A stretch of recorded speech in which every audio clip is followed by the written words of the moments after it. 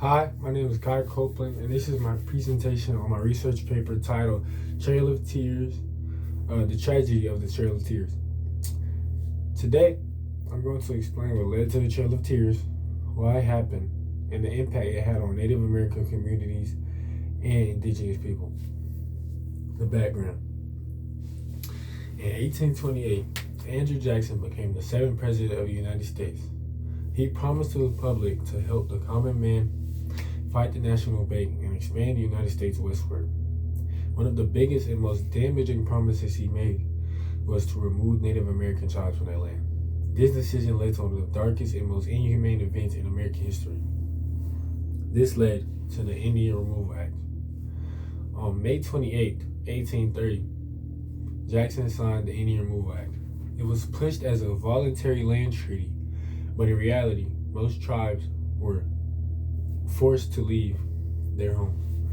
Tribes like the Cherokee, Creek, Choctaw, Chickasaw, and Seminole were targeted because their land was valuable and perfect for growing cotton, which was extremely profitable at the time. The common motivations were greed, racism, and manifest destiny.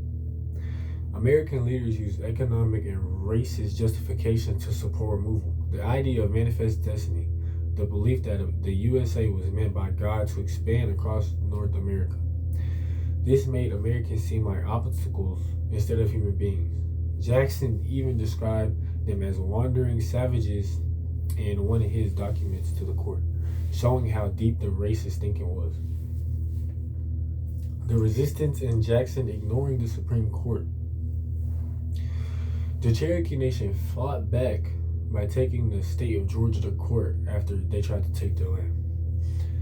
They eventually won in the Supreme Court, which should have protected their land. But Jackson, despite the system that he tried to set up, ignored the ruling and still ordered their removal. This showed how far he was willing to go to take Native American land. The Trail of Tears.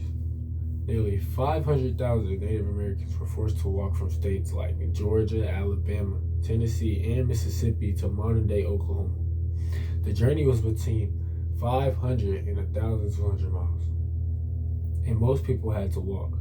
It took months. Thousands died from harsh and cold weather, hunger, exhaustion, and disease like typhoid, smallpox, and chlorea. Some first-hand accounts from people who were on the Trail of Tears. A missionary named Reverend Daniel Simon Buttrick traveled with the Cherokee and described the suffering, saying that thousands of people died and almost everyone was left homeless and broken. The total death toll was around 10,000 people, which included women, children, elderly, and everybody. The long-term impact. The Trail of Tears destroyed Native American communities physically, emotionally, and spiritually. Many Native American cultures view the land as a living being with a spirit that they were connected to. So losing their homeland caused deep cultural trauma. Even after they arrived at Oklahoma, most tribes had to completely rebuild their lives from nothing, and they suffered because of it. Some studies even suggest that psychological trauma from the removal was passed down for generations. The resilience. Even after all the loss, Native American nations show incredible resilience.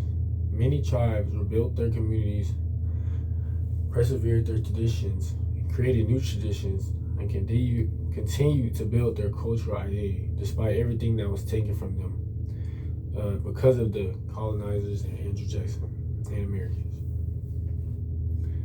Conclusion. In the end, the Trail of Tears shows how far people in the U.S. is willing to go for land, wealth, and expansion. It's a reminder that the human cost of greed and racism. Understanding this history helps us recognize the lasting effects on Native communities today. It also shows how far people are willing to go despite people's living situations and their situations in general. Being selfish and ignoring life just for a goal that someone wants to get. And it's just overall evil. Thank you for listening to my presentation. My name is Kai Copeland, and yeah.